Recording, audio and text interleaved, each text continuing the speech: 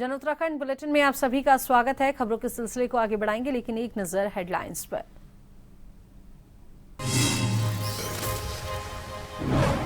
धामी सरकार पर हमलावर कांग्रेस मंगलवार को करेगी राजभवन घेराव। कई बड़े नेता होंगे शामिल। बिगड़ती कानून व्यवस्था और भाजपा नेताओं के रवैये पर राज्य सरकार को दिखाई आईना।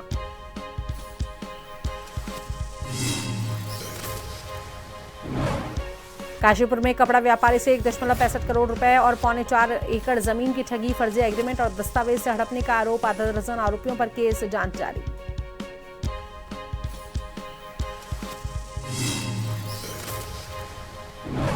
हरिद्वार में जनता दरबार में सीडीओ आकांक्षा कोंडे ने सुनी 92 शिकायतें। भूमि विवाद, पेयजल, पेंशन, स्वास्थ्य, बिजली, सड़क मरम्मत जैसे कई मामलों का मौके पर समाधान। शेष पर तय समय सीमा में कार्रवाई के निर्देश।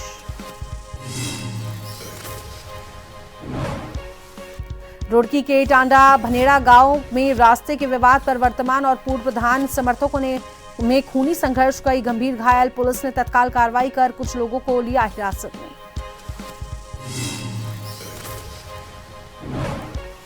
उत्तराखंड में मौसम विभाग का अलर्ट। देहरादून, उत्तरकाशी, चमोली समेत कई जिलों में भारी बारिश की चेतावनी। 27 अगस्त तक तेज बरसात की संभावना, सतर्क रहने की अपील।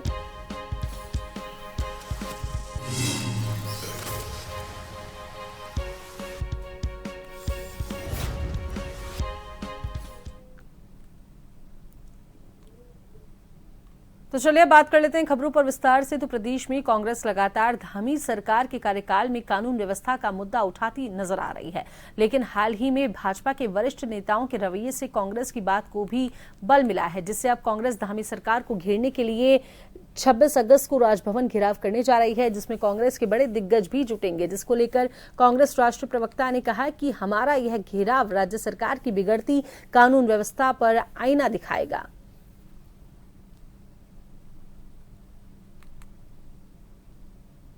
तैयारी पूरी है, भाजपा को घेरना है और इस सरकार को इनका असली चेहरा जो ये छुपा रहे हैं वो दिखाना है, क्योंकि छल छद्म के चाल चरित्र वाले, छलिए के चेहरे वाली सरकार को बताना है कि किस प्रकार से पूरे उत्तराखंड में कानून व्यवस्था ध्वस्त है। और देश में जो पहला आतंकवादी था नथुराम गोडसे, उसी के रास्ते पे चलते हुए इन्होंने सरकार में रहते हुए पूरे उत्तराखंड में आतंक मचाया हुआ है। जहां देखो शब्दों से आतंक, और इनके जो कृत्य है हमने देखा। हिमांशु चमोली तो केवल एक है, कितने हैं जो उगाही कर रहे हैं और रैट वैट और टैट वाली सरकार चला रहे हैं मुख्यमंत्री पुष्कर सिंह धामी जी। और इतना आतंक इन्होंने फैलाया है कि पूर्व मुख्यमंत्री और मौजूदा सांसद हरिद्वार त्रिवेंद्र सिंह रावत जी बार बार खनन माफियाओं के बारे में बात करते हैं, यानी कि माफियाओं की ये सरकार है और उनको उनका असली चेहरा दिखाने के लिए और कानून व्यवस्था दुरुस्त की जाए और इस मुख्यमंत्री को हटाया जाए, इसलिए हम चल पड़े हैं। आगामी 26 अगस्त को उत्तराखंड कांग्रेस प्रदेश में बिगड़ती कानून व्यवस्था, आपदाग्रस्त क्षेत्रों में ढिलाई से कार्य करने व वोट चोरी जैसे मुद्दों के खिलाफ राजभवन कूचकर प्रदर्शन करने जा रही है, जिसको लेकर भाजपा की प्रदेश प्रवक्ता हनी पाठक ने कांग्रेस पर निशाना साधा। उन्होंने बताया कि भारतवर्ष में आतंकवाद के रूप में कांग्रेस को जाना जाता है। आतंक फैलाने का कार्य तो कांग्रेस ही कर रही है। कांग्रेस को मोतियाबिंद के ऑपरेशन के बाद जो काला चश्मा लगा है, उसको यदि कांग्रेस हटाकर देखेगी तो निश्चित ही हर तरफ सुख, समृद्धि और अच्छी कानून व्यवस्था देखने को मिलेगी। कांग्रेस को एसी के कमरों से बाहर आना चाहिए, तभी उनको यह भी पता चलेगा कि जनता उन्हें क्यों नकार रही है।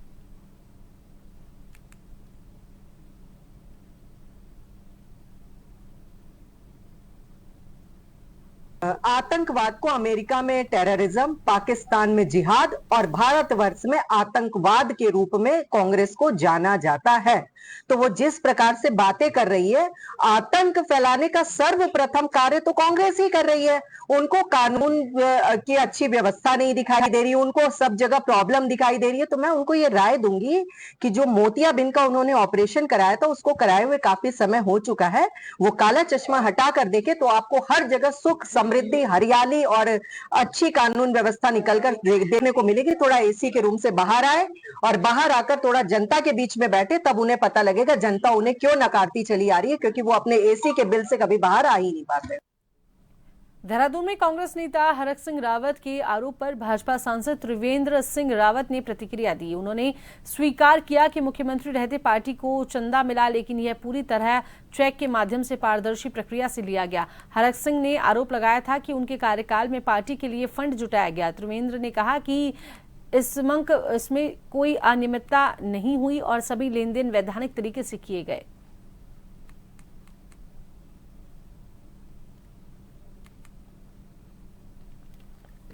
मुझे याद है मैं मुख्यमंत्री था, हरक सिंह जी ने चंदे को लेकर जो बोला वो थोड़ा सा उन्होंने बढ़ाकर बोल दिया, लेकिन उन्होंने ये तो कहा ही है कि चेक से पैसा लिया गया। तो उस समय चेक के द्वारा ये पैसा इकट्ठा किया गया और जो हमारा टारगेट था उससे अधिक लोगों ने हमको दिया, क्योंकि लोगों को ये विश्वास हुआ कि पैसा चेक से जा रहा है, ये किसी की जेब में नहीं जा रहा है, ये पैसा पार्टी के अकाउंट में जा रहा है। तो इतनी बात तो उनकी बिल्कुल सही है। अब इतना तो मुझे ध्यान नहीं कि उन्होंने कितना किया क्या किया, लेकिन हाँ ये जरूर है कि लगभग 27 करोड़ के चेक उस समय नंबर पर आए थे और उसको मुझे स्वीकार करने में कोई दिक्कत नहीं है।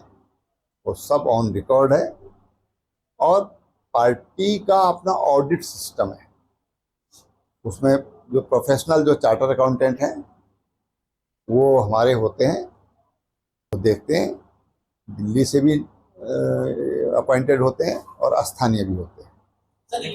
हरिद्वार कलेक्ट्रेट सभागार में सीएम के निर्देश पर लगे जनता दरबार में मुख्य विकास अधिकारी आकांक्षा कुंडे ने 92 शिकायतें सुनी।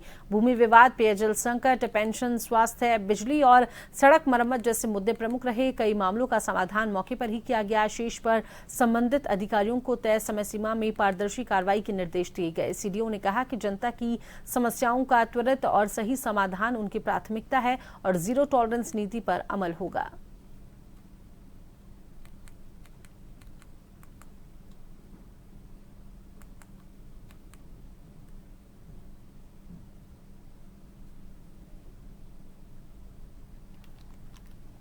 देखिए, आज जन सुनवाई में हरिद्वार में टोटल 92 शिकायतें आई हैं, जिसमें मुख्यतः जो है ज़मीन से लेके और जल है, पानी की समस्या, ज़मीन की समस्या, रोड है उनकी समस्या, ऐसी समस्याएं जो आई हैं उसमें सभी संबंधित अधिकारियों को तत्काल निराकरण के लिए आदेश दे दिए गए हैं।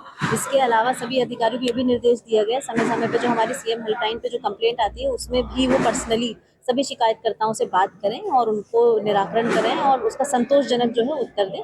उसके अलावा हमारी यूसीसी के रजिस्ट्रेशन के लिए भी हम लोग ने डिस्कस किया है, सभी अधिकारियों को बता दिया है, जितने भी उनके बेनिफिशियरीज हैं उनको भी मोटिवेट किया जाए ताकि वो यूसीसी के अंतर्गत अपने मैरिज रजिस्ट्रेशन करवाएं और उसमें हमने आंगनबाड़ी और हमारे आशा वर्कर हैं उनको भी मदद दी।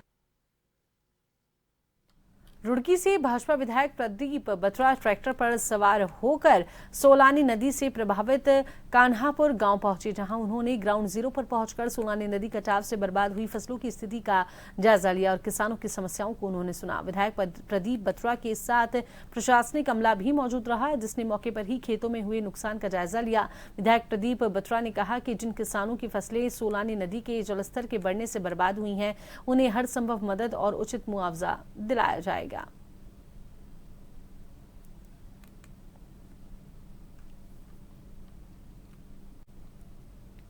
पीछे से काफ़ी सोलानी नदी में बार आया, जिससे कि आसपास के क्षेत्रों को नुकसान हुआ। हमारे जो कानापुर गांव में यहाँ की सारी फसलें बर्बाद हो गई हैं, जंगल जो है वो ख़राब हो गए हैं, गांव में आ जाने का रास्ता जो है वो कट गया है और मैं समझता हूँ कि किसान भाइयों को हमारे काफ़ी नुकसान हुआ है। किसान भाइयों को देखने के लिए और यहाँ उनके मुआवजे की बात करने के लिए मैं आया हूँ। तो लगातार हम लोग संपर्क में माननीय मुख्यमंत्री जी लगातार आपदा पे जो है परीक्षण कर रहे हैं। मैं चाहता हूँ कि यहाँ के किसानों के लिए हम मुआवजा घोषित कराएंगे और जिनकी फसलें बर्बाद हुई हैं उनको उसका जो मुआवजा है वो दिलवाएंगे।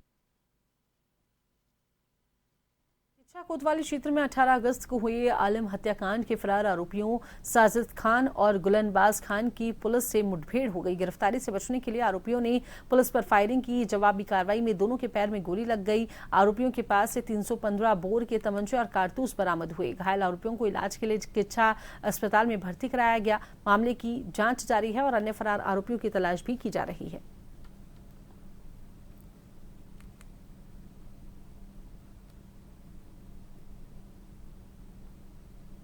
इसी माह की 18 तारीख को किच्छा थाना क्षेत्र के दरौ गांव में दो पक्षों में चुनावी रंजिश के कारण लड़ाई हुई, जिसमें एक पक्ष के द्वारा दूसरे पक्ष के एक व्यक्ति की गोली मारकर हत्या कर दी गई थी। इस घटना पर हत्या का अभियोग पंजीकृत कर अभियुक्तों की गिरफ्तारी का प्रयास किया गया, जिसमें 2 अभियुक्त पूर्व में गिरफ्तार कर जेल भेजे जा चुके हैं। शेष वांछित अभियुक्तों की गिरफ्तारी का प्रयास किया जा रहा था। इसी क्रम में आज शाम को यह सूचना प्राप्त हुई कि दरौ गांव में पॉपुलर के खेत में कुछ अभियुक्त छुपे हुए हैं। पुलिस के द्वारा तत्काल घेराबंदी की गई और इन अभियुक्तों की गिरफ्तारी का प्रयास किया गया। गिरफ्तारी से बचने के लिए अभियुक्तों ने पुलिस पर फायर किया। जवाब में पुलिस के द्वारा भी फायर किया गया, जिनमें इन अभियुक्तों के पैर में गोली लगी। इन दोनों अभियुक्तों को अस्पताल में इलाज के लिए ले जाया गया। इनके पास से तमंचे और कारतूस बरामद हुए हैं। वहीं काशीपुर के कुंडा थाना क्षेत्र में कपड़ा व्यापारी से जमीनी सौदे के नाम पर 1.65 करोड़ रुपए और 4.25 एकड़ जमीन की ठगी का मामला सामने आया है। पीड़ित प्रमार्थ छाबड़ा ने आरोप लगाया कि आरोपियों ने फर्जी एग्रीमेंट और कूट रचित दस्तावेज बनाकर रकम और जमीन हड़प ली। पुलिस ने आधा दर्जन से अधिक लोगों के खिलाफ केस कर जांच शुरू कर दी है। सीओ काशीपुर दीपक सिंह ने बताया कि मामले की जांच की जा रही है और दोषियों पर सख्त कार्रवाई होगी।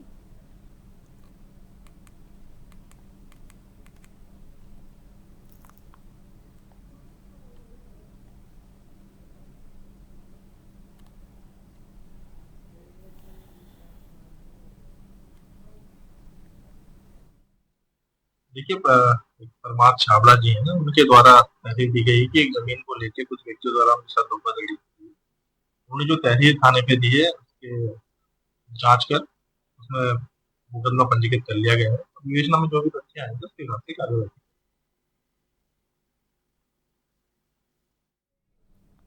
तो चले वक्त तो चला है एक छोटी सी ब्रेक का।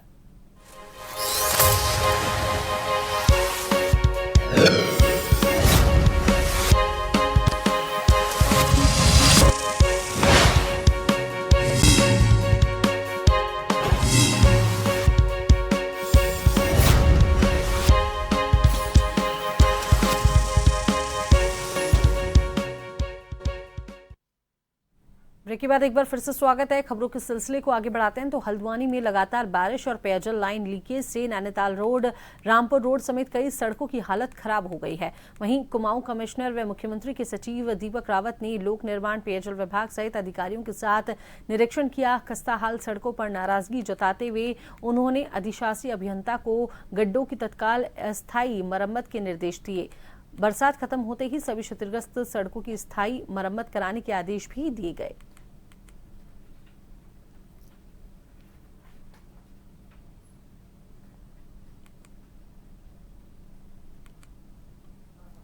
देखिए, अभी कुछ दिन पहले ही सीएम साहब की वीसी हुई थी, जिसमें सर के निर्देश थे कि जहाँ पे इस तरह से पॉट होल सड़क में हैं, गड्ढे बन रहे हैं, तो इनकी हाथ के हाथ रिपेयर होनी चाहिए। और सभी जानते हैं कि बरसात में हम डामर का काम नहीं कर सकते हैं, उस तरह के यहाँ पे कंडीशंस नहीं होती हैं। लेकिन जो भी वैकल्पिक तरीका है, गड्ढे हमें नहीं मिलने चाहिए। और विशेषकर जो हमारी मुख्य सड़कें हैं जिसपे बहुत ज्यादा ट्रैफिक है, स्कूटीज जाते हैं, 2 व्हीलर्स जाते हैं, एक्सीडेंट हो सकता है, उसको तो किसी भी तरीके से वहाँ पे गड्ढे टॉलरेट नहीं होने चाहिए। तो आज ये 2-3 अलग अलग सड़कें मैंने देखी थी। एक तो पीडब्ल्यूडी के अधीन थी, काठगोदाम रोड, दूसरा बिडकुल के पास है रामपुर रोड, आरबीएम मंडी बाईपास में, ये भी पीडब्ल्यूडी के पास है। तो मौके पे इंस्पेक्शन किया गया, 2 जगह तो ये काम अपना कर चुके हैं। ये वाले जगह पे वर्तमान में भी काम नहीं हुआ है, क्योंकि ये कह रहे हैं कि इनको ऐसा टाइम मिला नहीं जब बारिश रुकी हो। लेकिन जैसे ही रुकती है और इनको थोड़ा बहुत भी मार्जिन मिलता है, उसमें इसको ठीक कर देंगे। हल्द्वानी में भीमताल के पांडे गांव से आए किसानों ने जिला विकास प्राधिकरण के खिलाफ प्रदर्शन किया। आरोप है कि राजस्व गांव की कृषि योग्य भूमि पर खरीद बिक्री पर रोक लगाई गई, जबकि वहां कोई निर्माण नहीं हो रहा। ग्रामीणों ने इसे खेती किसानी करने वाले काश्तकारों के साथ अन्याय बताया। विकास प्राधिकरण के संयुक्त सचिव गोपाल सिंह चौहान ने कहा कि ज्ञापन प्राप्त हुआ है, जांच के बाद वैधानिक कार्रवाई की जाएगी।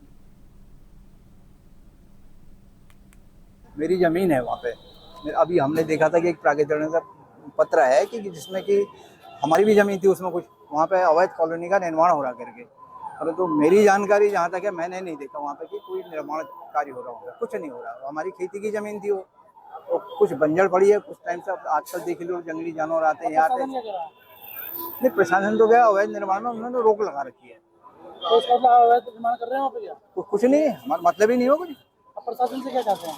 हम चाहते हैं कि भैया उसमें मतलब उसको ये रोक हटा दी जाए। देखिए मामला तो डिटेल में मैं नहीं बता पाऊंगा क्योंकि ये भीमताल क्षेत्र का है, मेरे क्षेत्र से बाहर का है। लेकिन काफ़ी लोग आए थे, उन्होंने एक एप्लीकेशन मुझे दी है और एप्लीकेशन में उन्होंने ये कहा है कि वहाँ पे कोई भी निर्माण से संबंधित कोई भी वहाँ गतिविधियाँ नहीं हो रही है, लेकिन उसके बावजूद भी सचिव महोदय द्वारा उस पर रोक लगाई गई है। तो ये पूरा मामला चूँकि मेरे संज्ञान में नहीं है, एक बार इसकी जाँच भी करवा लेंगे और सचिव महोदय से भी वार्ता कर लेंगे कि क्या पूरा प्रकरण है, और अगर इनकी बात अगर सच है तो फिर उसमें भी विचार किया जाएगा। अगर कोई निर्माण नहीं हो रहा है तो रोक लगाने का कोई मतलब नहीं है। कॉर्बेट नेशनल पार्क के ढिकाला जोन में नाइट स्टे की एडवांस बुकिंग 24 अगस्त से शुरू हो गई है। पहला मौका विदेशी पर्यटकों को दिया गया, जबकि भारतीयों के लिए बुकिंग 5 अक्टूबर से होगी। विदेशी मेहमान 24 से 30 अगस्त और 31 अगस्त से 6 सितंबर के स्लॉट में बुकिंग कर 15 से 29 नवंबर के बीच ठहर सकेंगे। ठिकाला में 4 कक्ष विदेशी पर्यटकों के लिए आरक्षित हैं। एक रात का शुल्क भारतीयों के लिए 4,120 रुपए और विदेशियों के लिए 9,460 है। पार्क प्रबंधन का उद्देश्य अंतर्राष्ट्रीय पर्यटन को बढ़ावा देना है।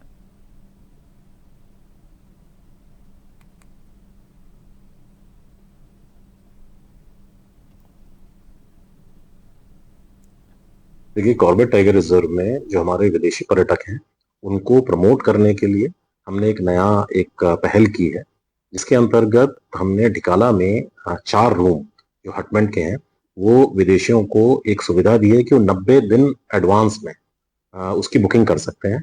जो इंडियंस हैं वो बाकी जो बचे हुए रूम हैं उनके लिए 45 दिन एडवांस में करते हैं, परंतु क्योंकि जो विदेशी पर्यटक होते हैं उनको बहुत लंबी प्लानिंग करनी पड़ती है, सारी चीजें उनको अरेंज करनी पड़ती है, इसलिए हमने एक सुविधा एक्सटेंड करते हुए उनको 4 रूम उनके लिए निर्धारित किए हैं। इन 4 रूम की बुकिंग वो 90 दिन एडवांस में कर सकते हैं। जो ये जो पर्यटक हैं, विदेशी पर्यटक हैं, इनके लिए बुकिंग जो है वो खोल दी गई है एडवांस में, ताकि अब वो जो 90 दिन एडवांस वाली बुकिंग है उसको कर सकते। हरिद्वार के पिरान कलियर स्थित हजरत साबिर पाक रहमतुल्लाह अलैह की दरगाह पर 757वां सालाना उर्स शुरू हो गया। आगाज झंडा कुशाई और मेहंदी डोरी की रस्म से हुआ। असर की नमाज के बाद बुलंद दरवाजे पर झंडा फहराया गया। देर रात सजादानशीन परिवार की अगुवाई में मेहंदी डोरी का जुलूस दरगाह तक पहुंचा। इलाका रोशनी, अकीदत और कव्वालों की सदा से सरोबार हो उठा। देश भर से आए जायरीन ने अमन चैन की दुआएं मांगी। प्रशासन ने सुरक्षा और ट्रैफिक के विशेष इंतजाम किए।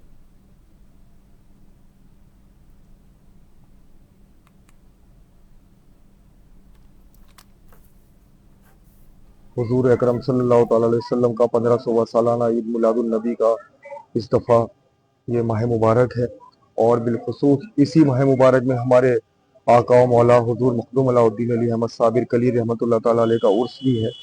आज 29 सफ़र में परचम खुशाई की रस्म अदा की गई और अभी चांद की इत्तला मिली है। हिंदुस्तान के बहिश्तर सूबों से इत्तला आई है कि माह रबीउल अव्वल का चांद नजर आ गया है।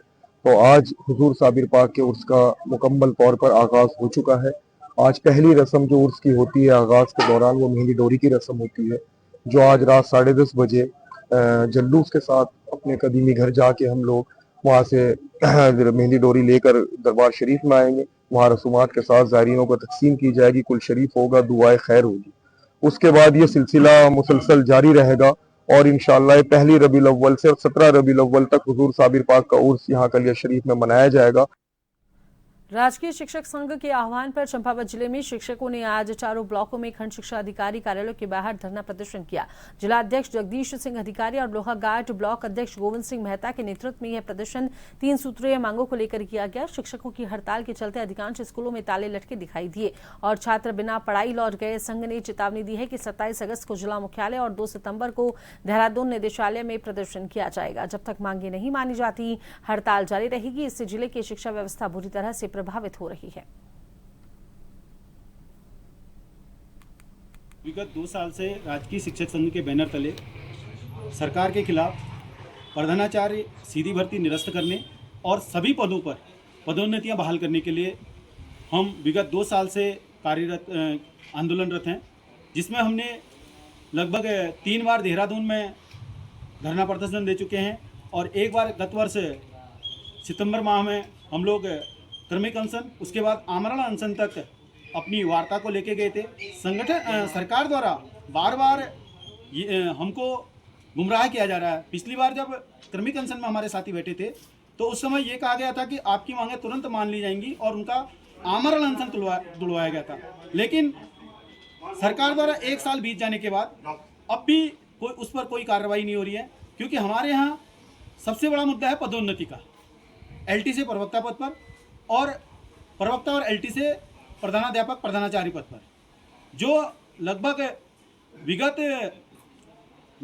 7 साल से लंबित है। और अब जो है तो संगठन द्वारा आर पार की लड़ाई के लिए अभी विगत 18 अगस्त से हम लोग विद्यालयों में चौकडाउन में हैं। रुद्रपुर कोतवाली पुलिस ने मुखबिर की सूचना पर गश्त के दौरान अवैध बंदूक के साथ एक आरोपी को गिरफ्तार किया है। रुद्रपुर के COCD प्रशांत कुमार ने बताया कि रामपुरा पुलिस ने गश्त के दौरान एक संदिग्ध युवक को घेराबंदी कर दबोच लिया। पुलिस को उसके पास अवैध बंदूक बरामद हुई है। पुलिस पूछताछ में उसने अपना नाम रुद्रपुर निवासी जैकी कोली बताया है। पुलिस के अनुसार आरोपी जैकी बस्ती में लोगों को डराता धमकाता है।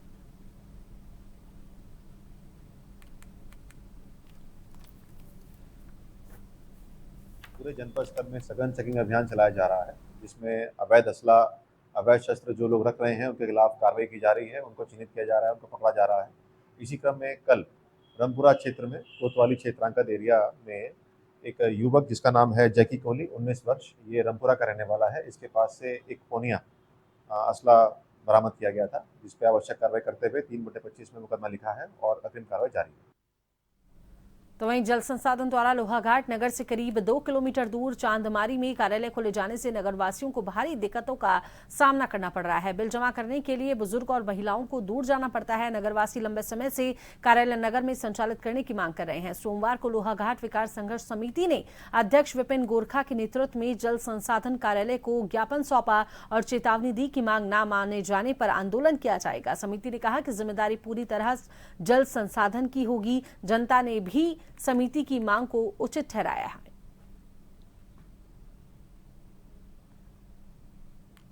बहुत पुरानी मांग है। हमने आज जल संसाधन कार्यालय में ज्ञापन दिया और अपनी समस्याओं से अवगत कराया। हमने कहा कि हमारी माताएं, बहनें, बुजुर्ग जो हमारे सीनियर सिटीजन हैं वो यहाँ तक नहीं पहुँच पाते, क्योंकि ये शहर से 2 से 3 किलोमीटर दूर है और ये हमारी काफ़ी पुरानी मांग है। हम चाहते हैं कि इस कार्यालय को लोहाघाट नगर के बीचों बीच में स्थानांतरित किया जाए और लोगों को काफ़ी परेशानी है, दूर का मामला है और आ नहीं पाते हैं। वर्षों पुरानी हमारी ये मांग है। हम बहुत टाइम से इसमें लगे हुए हैं कि ये कार्यालय लोहाघाट नगर में आए और हम चाहते हैं कि शीघ्र ये कार्यालय वहाँ आए और लोगों को सुविधाएं मिले, जिससे कि वो टाइम से अपना बिल जमा कर सकें। जैसे कि आप जानते हैं कि लोहाघाट संघर्ष समिति हमेशा जन मुद्दों को उठाती रही है। तो जैसे कि खुकी साजी ने बताया, हमारी और भी 2 मांगे थी जो हमने पिछली बार भी उठाई थी।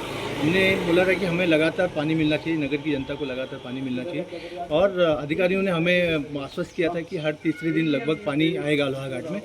हालांकि काफ़ी वार्डों से हमें शिकायत मिल रही है कि वो पानी रेगुलर नहीं आ रहा है। तो हमारी ये मांग है कि इस पानी को भी रेगुलर किया जाए और जहाँ पर भी लीकेज की समस्या है उन लीकेज को तुरंत दूर किया जाए, ताकि लोहाघाट की जनता को पानी समय पर मिलता रहे।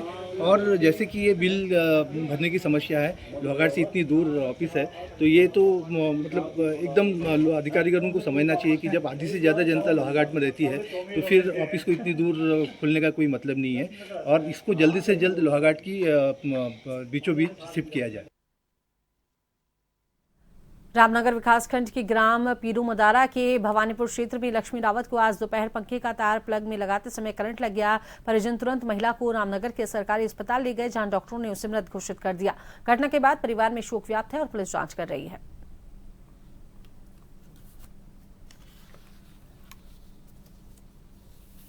ये परिजनों द्वारा यहाँ लाया गया बॉडी को। इसका नाम है लक्ष्मी रावत, नाम है महिला का, उम्र इनकी 35 वर्ष है। परिजनों ने बताया कि घर पे ही इनकी जो है ना करंट तार लगा रहे थे टीवी का प्लग से, उससे करंट लगने से इनकी वहीं पे मृत्यु हो गई थी। तो यहाँ पे लेके आया गया हॉस्पिटल में, हमने चेक किया तो जब तक वो मतलब कुछ था नहीं होने, ब्रॉड डेड यहाँ पे लाया गया उनको। पुलिस को सूचना दे दी गई है, पुलिस आ गई है मतलब मौके पे, अपनी कार्रवाई कर रही है। हुआ बने बच्चों का फोन आया अचानक में एकदम, मम्मी को करंट लग गया है। तो मैं गया, वहाँ पहुंचा, मैंने उठाया घरवाली को, सीधा फोन लगाया किसी टाइम को वाले को, सीधा रामनगर लेके आ गया। यहाँ डॉक्टरों ने मृत्यु घोषित कर दी। 2 बच्चे हैं।